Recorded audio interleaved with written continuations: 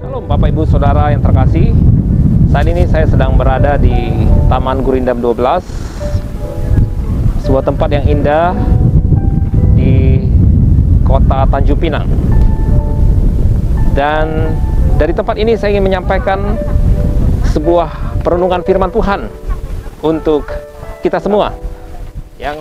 Kejadian pasal yang pertama. Saudara-saudaraku yang terkasih,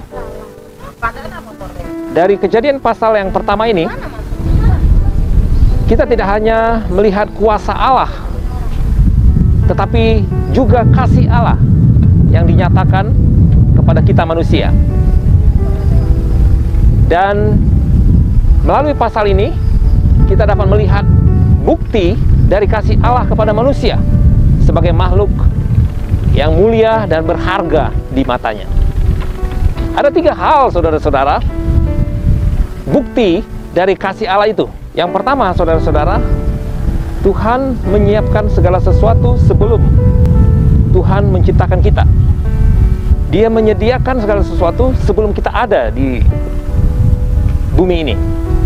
Saudara-saudara, semakin tinggi penyelidikan para ilmuwan, semakin terbukti bahwa bumi ini adalah tempat yang cocok untuk manusia. Bahwa segala sesuatu yang ada di bumi ini adalah segala sesuatu yang diperlukan oleh manusia. Nah, saudara-saudaraku yang terkasih, semua sudah Tuhan sediakan, semua sudah Tuhan siapkan. Karena itu, saudara, kita harus bersyukur kepada Tuhan. Apapun yang terjadi dalam hidup kita, segala pergumulan, segala rintangan, harusnya tidak membuat kita bersungut-sungut, tidak membuat kita meratapi nasib kita, tetapi dengan kebenaran ini, bahwa segala sesuatu sudah Tuhan sediakan bagi kita, harus membuat kita bersyukur kepada Tuhan untuk kebaikan Tuhan. Yang kedua, saudara-saudara, bukti kasih Allah yang kedua yaitu Dia menjadikan kita, menjadikan manusia sebagai makhluk yang mulia dan berharga. Dari ayat 26 dan 27, saudara-saudaraku, Dia menciptakan kita segambar dan serupa dengan Dia. Itu artinya kita diciptakan sebagai makhluk mulia dan berharga, lebih dari makhluk lainnya, lebih dari segala ciptaan lainnya, termasuk matahari, bulan, dan bintang. Karena itu, saudara, jangan sampai kita menyembah matahari, bulan, dan bintang, karena kita lebih berharga dan mulia daripada ciptaan tersebut.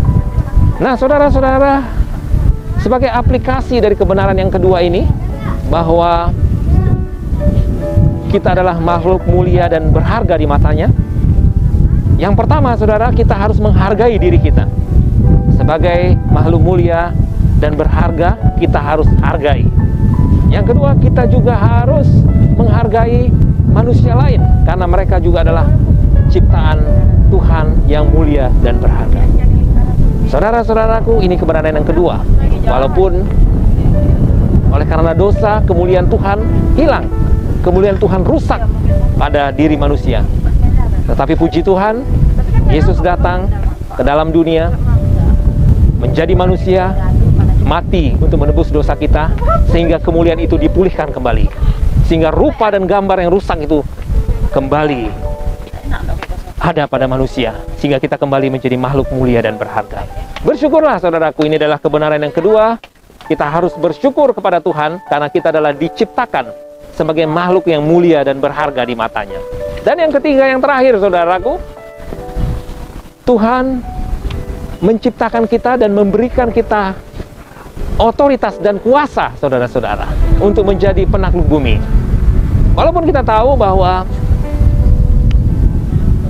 ada banyak orang yang berhasil menaklukkan alam yang ganas sekalipun, berhasil menaklukkan binatang yang buas sekalipun, namun, saudaraku, penggenapan firman Tuhan ini tidak harus kita menjadi seperti mereka, menjadi penakluk alam, menjadi penakluk binatang buas, saudara-saudara. Tetapi penggenapan firman Tuhan ini adalah sebuah pernyataan Tuhan sebagai janji Tuhan bahwa kita diberikan otoritas, bahwa kita diberikan kuasa sebagai seorang penakluk.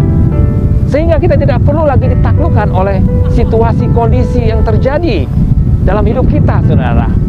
Kita tidak perlu lagi ditaklukkan oleh kuasa-kuasa kegelapan. Kita punya kuasa, saudara. Kita punya otoritas menaklukkan segala situasi dan kondisi, sehingga kita dapat menjadi seorang yang berhasil, sukses di dalam Tuhan. Kita juga dapat menaklukkan kuasa-kuasa kegelapan. Apapun bentuk kuasa kegelapan itu, kita dapat taklukkan, karena roh yang ada di dalam kita lebih besar daripada roh yang ada di muka bumi ini. Saudara-saudaraku, ini adalah kebenaran yang ketiga. Tuhan menciptakan kita dengan otoritas dan kuasa. Dan inilah bukti kasih Allah. 3 hal yang menjadi bukti kasih Allah kepada manusia, saudara-saudaraku. Yang pertama, Dia menyediakan segala sesuatu sebelum Dia menciptakan kita. Yang kedua, Dia menciptakan kita sebagai makhluk mulia dan berharga. Dan yang ketiga, Dia menciptakan kita dengan otoritas dan kuasa. Puji Tuhan, saudara-saudaraku. Kiranya renungan firman Tuhan singkat ini menjadi berkat bagi Bapak Ibu Saudara. Terpujilah nama Tuhan di dalam nama Yesus. Haleluya. Amin.